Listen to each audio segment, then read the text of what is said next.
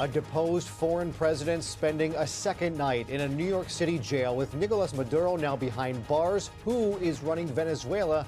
And what about the oil? Good evening. I'm Jory Rand. I'm Liz Nagy. New tonight, President Trump is insisting the U.S. will run Venezuela. But Secretary of State Marco Rubio appears to be trying to temper concerns about prolonged U.S. intervention. And now we're learning the Cuban government claims at least 32 Cuban nationals were killed during the U.S. operation.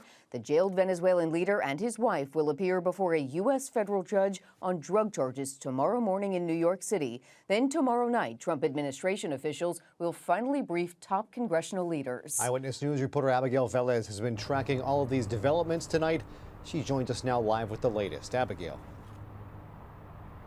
Yeah, Jory, Liz, this case is heading quickly to a federal courtroom, like you said, with Nicolas Maduro and his wife expected to be arraigned in New York tomorrow. Now, prosecutors say this case is about drugs and corruption, but there's growing debate tonight over the role the U.S. plans to play in Venezuela and for how long.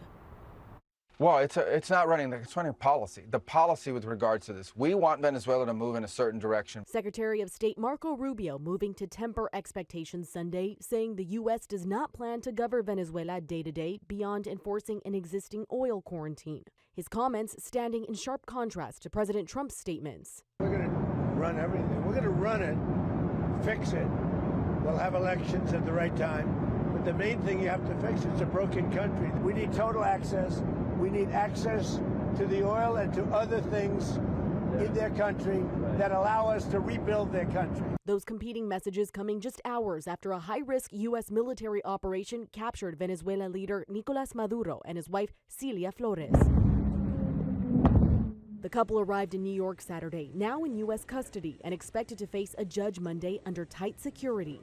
A new federal indictment accuses Maduro of leading a narco-terrorism conspiracy, alleging he used his power to move cocaine and drug money into the U.S. Prosecutors say that included selling diplomatic passports and using private planes under diplomatic cover. The indictment also alleges his wife accepted hundreds of thousands of dollars in bribes. Maduro has long denied the accusations, calling them politically motivated. In Caracas, people are already preparing for possible disruptions.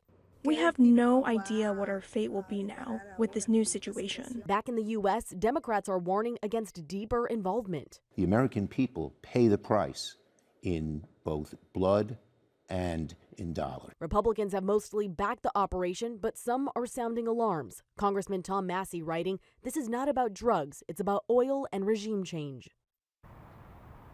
Again, Maduro and his wife expected to be arraigned tomorrow in New York, but tonight the big question remains, how long does the U.S. plan to stay in Venezuela, and what does that mean for the millions of people caught in the middle? Reporting live, Abigail Velez, ABC 7 Eyewitness News. Abigail, thank you. Tonight, some American tourists are still stuck across the Caribbean despite the FAA reopening the Eastern Caribbean airspace following Maduro's capture. After scrambling to add more flights today, airlines like American Airlines and Delta will work to add even more tomorrow to help with the backlog. The airspace was initially closed due to the, quote, ongoing military activity.